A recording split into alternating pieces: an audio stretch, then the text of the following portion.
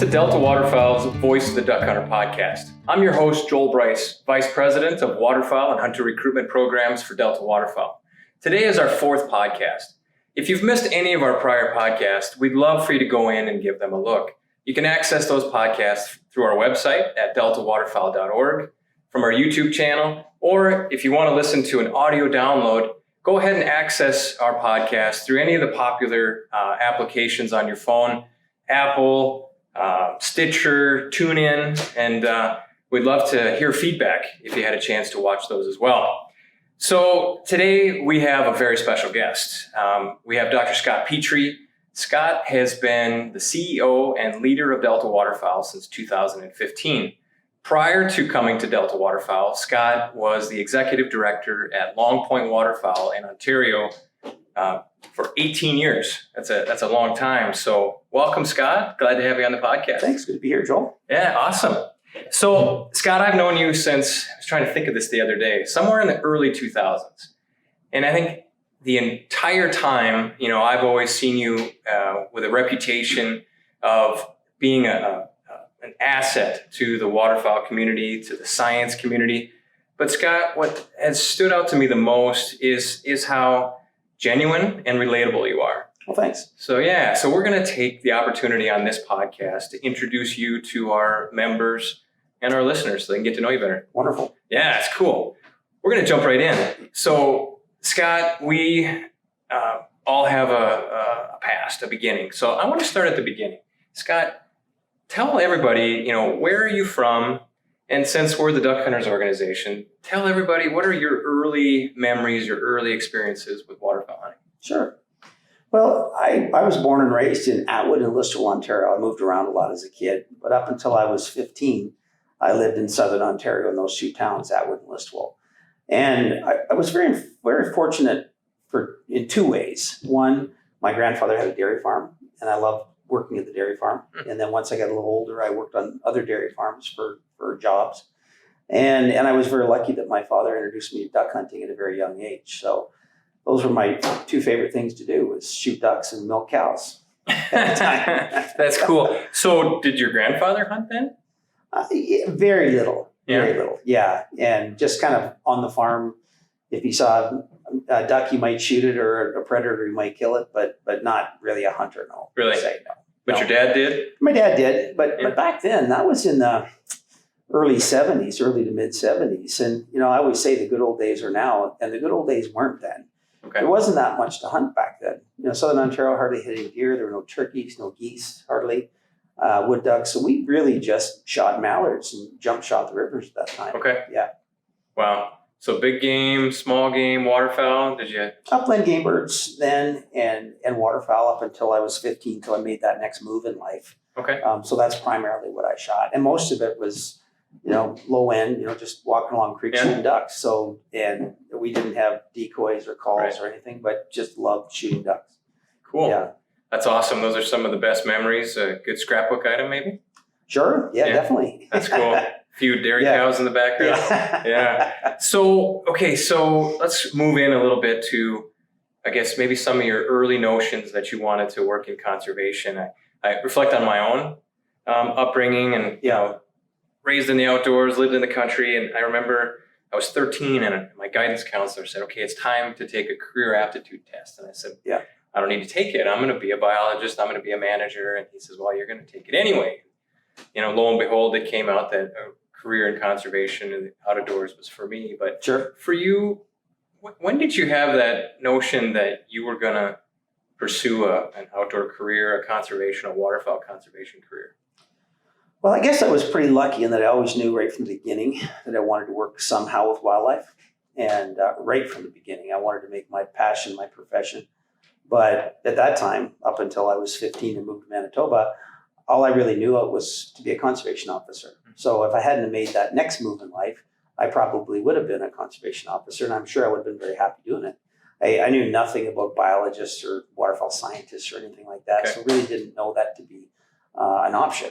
Until then, when I was 15, my father got transferred to Portage Prairie, Manitoba, and which located me 20 minutes from the Delta Marsh, which really changed everything. Opened my eyes to big water hunting, big numbers of ducks, lots of different species.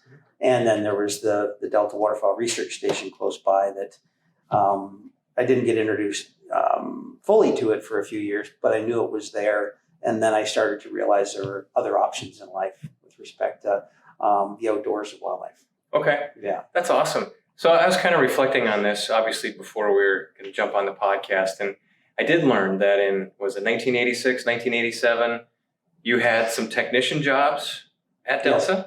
So it's almost like your current career path was, or your role as CEO, maybe it was set in motion.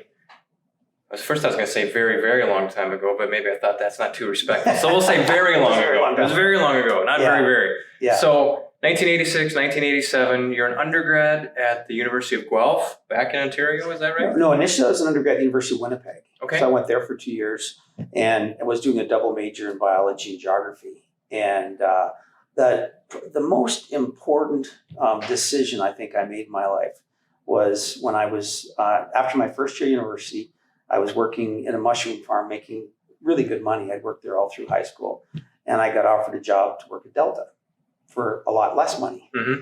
And what I did was I passed up the really high paying job that I wasn't going to learn anything new or meet anybody that was going to advance my career, and took the summer job with Delta Waterfowl. And that really catapulted me into knowing exactly what I wanted to do. And that's why through my entire career now, I've promoted to students. I taught university for 14 years, and I told every student, getting undergraduate experience is more important than getting 90 average, really high marks. Mm-hmm. It's incredibly important to give you that competitive advantage. So I spent those 2 summers, 86 and 87, working at Delta, which was just incredibly important to me. Okay, so you're going to university in Manitoba at that time? Yes, and then what that did as well, never thought of it until now, is by working at Delta, it made me realize the University of Winnipeg didn't have a good enough wildlife program, because a lot of the Canadian students were going to University of Guelph and Queens. And that's when I thought, I need to switch universities. So I went from Winnipeg to University of Guelph and finished there, which was another really good move because they've got a really good wildlife program. Okay. Yeah. So we would be doing a disservice to skip over those 86, 87 summers. What is it that you worked on? It was at the Delta Marsh at our headquarters. Yep. There, Portage la Prairie, Manitoba. What was the project you were working on? I was working on the Marsh Ecology Research Program, which is, I think, the biggest outdoor wetland experiment anywhere in the world. Delta created, along with Ducks Unlimited, created 10 10-acre cells for a large research project to look at the effects of drawdown. And we had literally dozens of students there working every summer for several years. And I spent the 2 summers there. And I met a huge number of people. I was younger because I was just finished my first and second years of university. Most students were moving into their master's and their PhDs. So I was younger, very impressed by what these other people are doing. It made me realize that, once you get your degree, if you really want to keep getting ahead, you needed to do graduate work. Okay. But also just met a ton of people. And that's what Delta continues to do today, is service the training grounds for future waterfowl and wetland ecologists by bringing these people in right from undergrads and grad students, spending the summer together, learning, developing your ideas, your passions, and then remaining friends and colleagues for decades in the future. Mm-hmm. I've got all kinds of friends and colleagues from that period of time. So, the last 4 to 5 years that we've been working together, I hear you dip back into those early memories of Delta. Yes. I think, maybe partly, that was a real eye-opening age in your life, but also, I guess I've been with Delta since 2001, and I caught some of the early years of intense activity at the Marsh, and lots of students, lots of professionals, and it's hard not to get caught up in that excitement, that positive chaos. How did those summers, you mentioned how it opened your eyes to going to maybe another university, but what are some of the lasting impacts from those summers? What have they had on the rest of your career? Well, I learned a lot, but it tends to be as waterfowl and wetland ecologist, you learn more in the field than you do in the classroom. Mm-hmm. The classroom is important, but in the field is very important. But also career direction. But again, also the people that I met that I continue to interact with almost on a daily basis that I met in the 1980s. So it's hard to put your finger on any one thing because there were just so many important things happening back then and so many people. And it was fun too. It wasn't all work. There was lots of play as well. Yeah. I think for a long time, Delta's been a well-kept secret. Not anymore, right? Yeah. But when I was going to college, I heard a little bit about Delta, but I really didn't know that much about it until I was working on my master's degree and started to, I think Delta started to rise, above that quietness for a little bit. But that's there's some exciting times. So that's really good background, I think, for where we're going next. So your academic career started out a couple of years in Manitoba. Then you went to the University of Guelph in Ontario, earned a Bachelor of Science in Wildlife Biology, right? Yeah. Now, this is the cool part for me. Like, you have a PhD, but you went to a university in South Africa. Yes, yeah. I decided not to try to pronounce that. What was the University of Witwatersrand. That's why I didn't say it. Jeez. So, I want to know, and I think the cool thing about this podcast, Scott, I'm getting to learn things about you. So how the heck did you end up in South Africa? What did you study? Tell us about that. Okay, well, there's a fair bit there. I guess I'll start at the beginning. After I worked my 2 summers for Delta, I went down the lake and worked for the University of Manitoba Field Station for 2 summers on passerines, robins, yellow warblers, and cowbirds, just to get a different perspective. And while there, I met a professor from the University of Witwatersrand. And I always wanted to go to Africa after my undergrad and prior to doing grad work. So I interacted with him. I had 1 more year at university left. We continued to interact. At that time, it was all written letters. There was no internet, no email. And so he invited me to come to South Africa to do a contract for a year. And this is perfect. But the problem was Nelson Mandela had been let out of jail, but there hadn't been a democratic election in Africa yet. So the borders are really closed to people coming into work. So I had to wait a year and a half. So I ended up working for Ministry of Natural Resources and Ducks Unlimited for a year and a half. And then all of a sudden, the borders opened up. They were getting ready for a democratic election. Actually, I stood in line to vote. I couldn't vote, but I stood in line when Nelson Mandela got voted in. Lineups is miles long. And so anyways, that's when I went. And when I got there, I was doing botanical work, which upland botanical work does not excite me very much. Wetland botanical work's a little different. And so I saw that there was an insufficient amount of research that had been done on semi-arid and arid breeding waterfowl.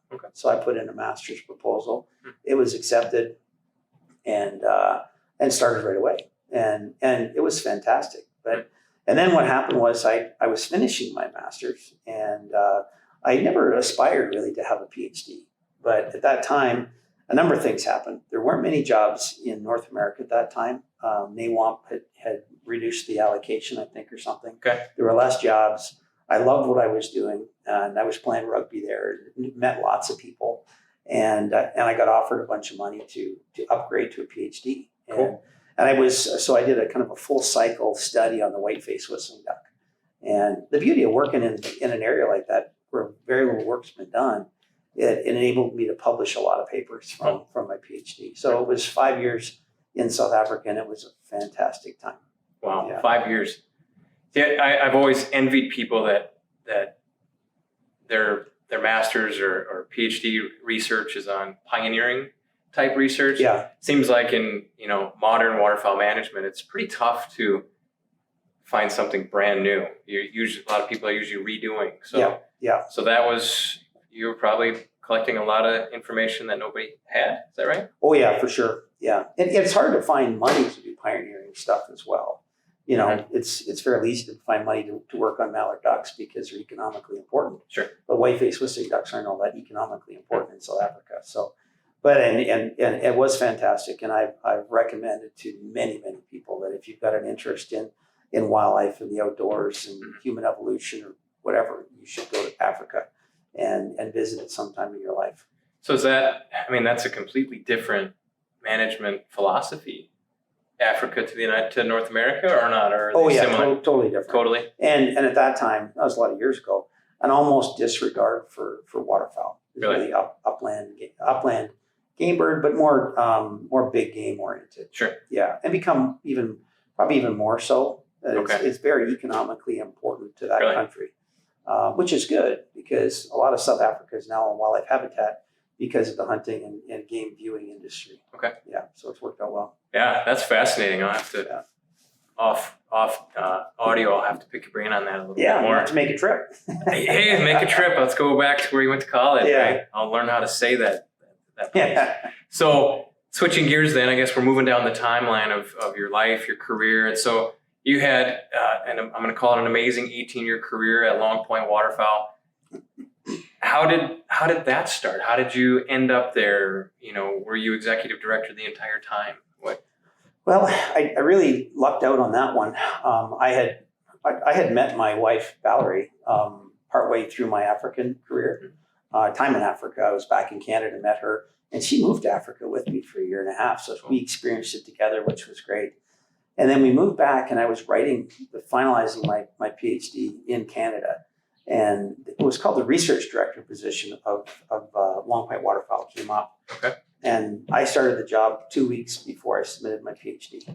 So I was dotting I's and crossing T's when I started the job, which the timeline was absolutely perfect.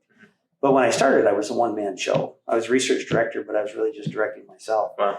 And so I consider myself a grower. I like to grow things. I like to expand on programs, on organizations, and what have you. So I immediately was doing research. I was publishing data that they already had, collecting more data on mute swans and scaup, bluebills, and phragmites, and publishing papers. And then I got an adjunct status at Western, so I started taking on graduate students and teaching at Western. But to grow the thing, I needed to raise money. Mm-hmm. So I became kind of marketing manager and development director, and all these different hats that I was wearing. So and when you start doing that, you really don't have enough time for science. Okay. So once I had bringing in enough money, the decision was made. Okay, I moved to executive director, and then we hired a full-time scientist. It's kind of like us hiring Dr. Chris Nicolai. Right. Needs somebody that's full-time doing science to do good science, not part-time. Right. And that worked out really well because it allowed us to expand more. I was able to spend more time with marketing, communications, and development and raising money. So we grew quite a bit. So at any given time, we would have 6 to 8 graduate students, and the class I taught was about 150 students per year. So it was productive. Yeah. That's awesome. Yeah. What are some of the 2 questions? What's some of the work that you guys focused on? Like I remember a lot of the, at science meetings, a lot of the research projects you would talk about, involving the Great Lakes or areas in Ontario and North. Mm-hmm. And also, you look back on those 18 years, what are you most proud of? Well, I would say one of them would be the science. The Great Lakes is a very impressive, important system with high biodiversity waterfowl, huge freshwater system, 34 million people in the catchment, so lots of impacts, and you've got waterfowl throughout all 4 seasons of the year. Okay. And with all those impacts, there's always something new to study, and lots of invasive species because of shipping and so many people. So. Okay. We looked at selenium burdens in scaup. We looked at impacts of invasive mute swans, expansion of phragmites, and all kinds of wind power. Did some wind power work as well. Didn't really do much research directly on wind power, but our satellite tracking work did relate to it.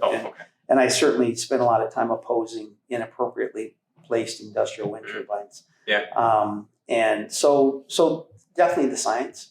Much like Delta, but also the teaching and giving students the opportunity to learn, and then teaching at university again, much like Delta, and kind of a training grounds for students in Ontario. But I had both Canadian and American students. Okay. And I spent a fair bit of time on. We had a youth hunting program and hunting advocacy, and it was our group that really pushed for getting a dove season in Ontario, which provided lots more hunting opportunities. So. There was certainly a hunting advocacy component to what I did, but that sometimes got us into problems because half of our board believed in just doing research, and the other half wanted hunting advocacy work to be done. And given my beliefs and background, I always want to include the hunting advocacy component. So, but it was all of those things. Yeah. But, that's at 18 years. You covered a lot of ground, a lot to be proud of. Well, thank you. So so you work for Delta. We're extremely lucky to have you leading Delta. So now you run the Duck Hunters organization. So what is it that attracted you to Delta? Now, Delta has a North American vision and focus. What do you like? What attracted you to come work here? Well, I've always been attracted to Delta. I cut my teeth at Delta in the 80s, as we just discussed. Delta supported my graduate students throughout my time at LPW. And interesting, I don't know if I've ever told you this, when I interviewed for the Long Pine Waterfowl job 23 years ago or whatever it was, I distinctly remember saying that if you guys give me this job, I will create the Delta of the East. So, and that's what I was doing. I was doing the exact same things that Delta does, not competing with, but in the East. Sure. And then Delta was supporting what we did by supporting our graduate students. So, and then I would come back to the student seminars and what have you. So I always had that connection with Delta. Always loved Delta. The Delta Waterfowl and the Delta Marsh. Love the whole thing. And love all the people. Like Jim Fisher and I went to high school together. It's hard to believe, but we did. And so with that, when the job came available, I was very excited because we've maintained our research capacity, which I think is critically important. But I also believe in all the other pillars that we do. They're all critically important. And especially I can unapologetically support and promote hunting anytime and every time. That's what we do. Yeah. I had to look over my shoulder often when I was doing it in the past. And same if we want to oppose industrial wind turbine developments that are going to be inappropriately placed and affect waterfowl. Our board, we've got a great board of directors, as you know, and they're fully supportive of us in our efforts to promote and defend hunting in North America, which is really exciting. And that's why we're called the Duck Hunters Organization. Yeah. No, it's really powerful to have that science arm, to have the science knowledge, and know that we have the responsibility and privilege to represent duck hunters. Oh, yeah. It's really, it's magical. A lot of power there. It is. Yeah. And in return, for every dollar that non-hunters give to conservation, duck hunters, they say hunters give 12, but we know that duck hunters are particularly philanthropic. They really are. They see a threat, one, to the wetlands, they see a threat to their ability to do what they do, and they're very philanthropic, and we're very lucky. So it's a symbiotic relationship, really, between Delta and duck hunters. I'm going to ask you a question I didn't prepare you for. So one thing that I thought is really cool, when you started here, you immediately started going out and meeting a lot of our members. You went to a bunch of banquets in different cities, learned how things were run, shook hands with people that support us. Tell us it'd be a pretty powerful experience going to those banquets. Powerful for you. For me. Just to be able to to be around, our constituents. 100%. We've got 3,000 to 4,000 volunteers, and those volunteers are incredibly passionate of their time and their talent and their treasure, and they don't have to give their time, talent, and treasure to us, but they do because they believe in what we do, and we treat them as equals. I'm a phone call away anytime anybody wants to talk to me about anything, and I love going out to events and visiting with them and having a beer and talking about ducks, and they're an incredibly important resource or part of our team. Yeah, because a lot of people think we're bigger than we are because we hit above our weight class, really. So we've only got 64 staff. And I tell people that, and they're like, really? But we've got 3,000 to 4,000 volunteers. And those people are, as you know, they're taking that portions of the money from our event system and they're delivering conservation on the landscape. And us 64 people, we can only do so much. But then we've got 3,000 to 4,000 volunteers that are using funds raised in events to deliver even more, which is fantastic. Anything from wood duck boxes to hen houses to scholarships for youth going to wildlife programs, to youth events, taking kids out hunting. So it's absolutely fantastic. Yeah, no, I was glad to see you do that, Scott. That's inspiring. No, thanks. Yeah. So I think we're kind of starting to wind down. So I'm going to throw you a softball. You, by talking about her, you introduced your wife, Valerie. but you also have two boys. Yes.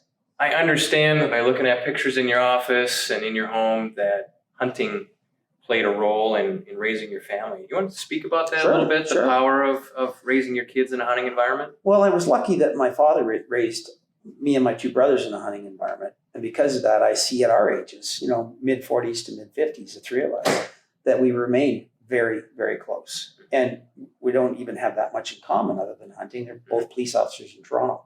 But when we get together, we hunt. We play cards and have a beer and hang out, but it's the hunting component that really pulls us together. When we plan on getting together to do something, we go hunting, and it's spectacular. And with our father as well. So obviously when I had boys, it didn't matter if I had boys, if I had girls, it'd be the same thing. I introduced them to hunting right away at the same age, like 3 or 4, which was fantastic. It's a little harder to get my son Noah out hunting because he just finished at University of Toronto and works for IBM in Toronto, and I live in North Dakota.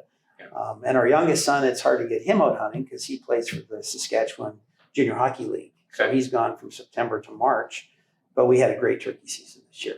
COVID affected it a bit. We probably would have traveled to hunt, but it's a tie that binds. Hunting is, and maybe it sounds arrogant, but I feel sorry for some families that don't. They might have other ties, but I don't know if it ties to the same degree that hunting does, but it pulls people together. And it's fantastic. And it pulls you together for your whole life.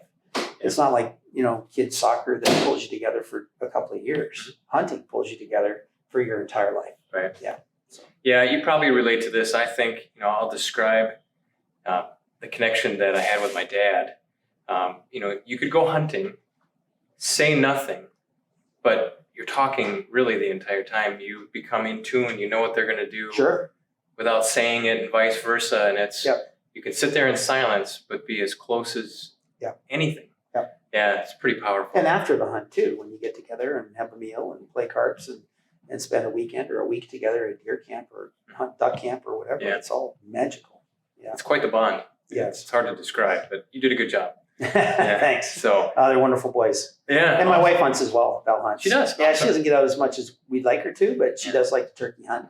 And yes, she does hunt. Nice. So the most difficult question, which I expect will be the easiest to answer, will be, so you're the leader, CEO of Delta Waterfowl. Share with people your vision for the future of Delta Waterfowl, and really your future vision for Delta is probably the future of all waterfowl and waterfowl hunting. What do you see? What are some things that we should look forward to the future? Well, the biggest one, and I'll come back to our 4 pillars, but the biggest one, I see the biggest threat to waterfowl and wetlands in North America is the loss of duck hunting. Because you lose duck hunting, waterfowl and wetlands lose their value. And if they lose their value, then the people aren't going to retain them on the landscape. I'll give you an example. Again, South Africa, people aren't going to South Africa to hunt now. 28% of that country is in wildlife habitat right now, largely because of international people coming over to travel to hunt, and they're really hurting. And if that industry doesn't come back on, a lot of that 28% of that land base will go from wildlife habitat back to farmland. And some other way to make a living. Yeah, you can't blame people for doing it. You got to make a living. So that's, I would say, the biggest threat. I don't think it's an immediate threat, but with that, that's what we have to do as a duck hunters organization, is protect and promote at every time anything is threatened, because you lose here, then you're going to lose there. And it includes duck hunting guns. We look at what's happened in Australia. We lost autoloaders and pump action shotguns all at once. Boom, gone. So we have to protect our passion, our sport at every turn. So as far as our organization goes, in my time here, I can obviously speak to that the best because I lived it. We've probably increased by 50% in that 5 years. But it's been really strategic growth. We added a full-time videographer and photographer sitting right over here, Ben. And we needed that. We hired a full-time scientist, Dr. Chris Nicolai. We needed that. And we strategically added people to the organization to allow us to deliver on all 4 of our pillars. And conservation costs money. Yeah. So also to bring money in the door. So our events department, our development department. So our staff component is in a perfect place right now, I feel. And we've kind of circled the wagons because of COVID, but we haven't lost people. Right. So we'll get through this COVID thing and we're off to the races again.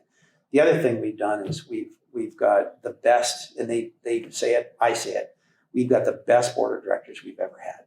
We've got an incredible group there. They're very bright, they're very passionate, and they're quite philanthropic. They're very philanthropic, and they're driven, and they get along. You know, there's not infighting within the board or fighting against other organizations. So we're perfectly set for growth. And so I don't think we need to be $100 million organization. That's unnecessary. Sure. But I do think we need to really deliver for ducks and duck hunters in North America. We need to be about twice as big as we are right now. Okay. You know, so about, maybe I shouldn't say it, but about a $25 million organization annually within about 10 years. And that's what we're going to work towards. Okay. And that's when we really think that we can deliver for our duck production programs. That's predator management, hen houses, as you know.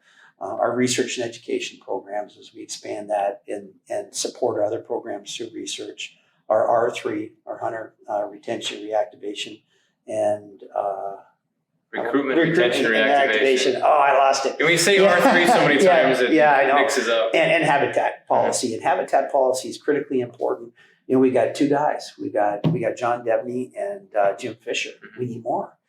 Policy is critically important. So the plan is to simultaneously grow all of those very important pillars. And with policy is hunting advocacy, right, and the protection of our hunting rights. So all four of those things are going to grow together over the next 10 years. Again, I'd like to see us about double in size.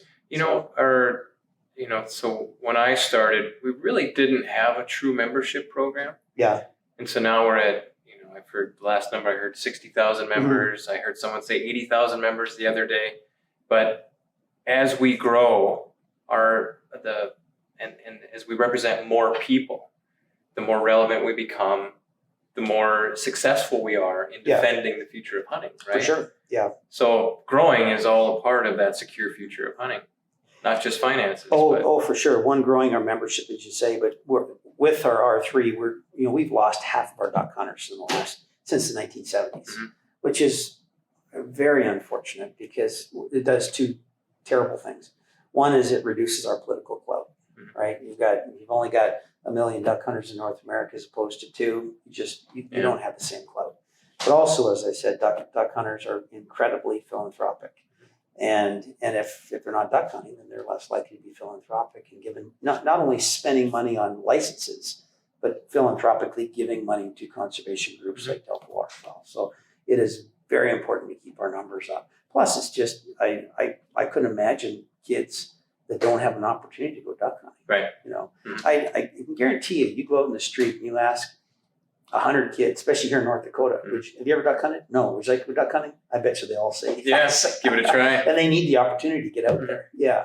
And not just kids. And I know that this is one of your passions as well, is to get older people out, mm-hmm. that are done university, that have the means. Right. And they just need to be introduced. A lot of us don't realize how much hunting knowledge we have in our heads because we've done it all our lives. And it'd be like me trying to go out and figure out golf or, not that I'm ever gonna. Don't do it. Don't do it. Yeah, but even worse because there's so much more to it, And so we need to keep bringing more people into the fold, introducing more. So the word philanthropy, in many people's minds, it equates money, mm-hmm. but philanthropy of time. Oh yeah! Holy cow! Like you said, all those members, if you aggregated the time that they spent, yes, raising money for Delta, but our members, they give their time on local projects. Oh. Huge. First hunt, scholarships, nest structures, habitat improvement projects. And their talent as well. That's what amazes me the most. Yeah. After a day at work and running to baseball practice or, taking my kids out hunting, I really admire the time that they give because I look at myself and say, man, I don't really have, where's that going to come from? Oh, for sure. Yeah. And we have thousands that give willingly. Lots of time. Begging, and we're lucky. We're very lucky. So. And lots of them are retired professionals, so the talent comes into it as well. That they're giving in many different ways, and we can't thank them enough, really. Okay. Yeah. So every podcast that I've listened to, they seem to have some repeatable part of it. Right? Yeah. It's some quirky, funny thing. So let's give this one a try. We're going to do a fun fact about the guest. So rugby. Yeah. I never saw a rugby game. I think I heard it existed when I was growing up, but you played a ton of rugby, right? Yeah, I played from 17 to 45, 28 years. Jeez. That just doesn't make sense. Hence the new knee. Yeah, the new knee. Yeah. Yeah. Wow. And so Yeah. you played that in university? Yeah, I played all over, Alberta, Manitoba, Ontario, Africa. Okay. Yeah. Okay, so the guys that you played with and against, if they had to say something about you, what would they say as a rugby player? I guess two things. I really like to hit people. And I also, but this isn't unique because every rugby player is like this. Love to get together with the other team afterwards and party. And I really equate rugby to it's a fantastic sport. Mm-hmm. It's probably the toughest team sport out there. And you go out and you kick the crap out of each other. But and I kind of equate it to sometimes the conservation. Mm-hmm. Some of our conservation partners, we love them, but we get in a big fight with them. But it's very important that afterwards we're not estranged. Mm-hmm. We go and have a beer. If you're at a flyway meeting or anywhere you have an argument with somebody, you buy that person a beer after. In rugby you do the same thing. You always get together after a game and celebrate. And so I do equate it somewhat to the conservation field, and it's just a great sport. That's cool. Yeah. Professional discourse, right? That's okay. Oh yeah, for sure. No, that's cool. Well, Scott, that's I think we walked through a lot, and I'm excited for the future working with you and you at the helm. Really appreciate everything you do and the passion you bring to the organization. So we're going to wrap up. So thanks everybody for listening to the Voice of the Duck Hunter podcast. Again, if you missed prior episodes, please check them out. If you have any questions, everyone at Delta, top to bottom, is accessible. Check out the website, call us on the phone, send us an email. We're going to get back to you. So we appreciate everyone's time. We look forward to bringing you further episodes. And until then, everybody take care.